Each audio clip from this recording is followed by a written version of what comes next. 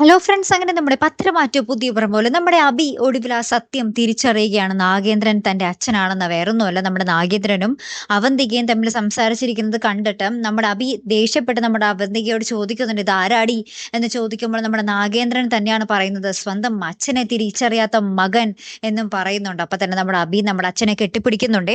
അങ്ങനെ ആ പ്രശ്നം അവിടെ സോൾവ് ആയി. പിന്നെ നമ്മുടെ നവ്യ ഡേവിഡിനെ കണ്ട് പുതിയ പുതിയ AN ജ്വല്ലറിയെ കുരുക്കാനുള്ള പദ്ധതികൾ ഓരോന്നും മെനയുന്നുണ്ട്. ശേഷം നമ്മുടെ നവ്യ നയനെ കണ്ട് കുറെ കാര്യങ്ങളൊക്കെ പറഞ്ഞു കൊടുക്കുന്നുണ്ട്.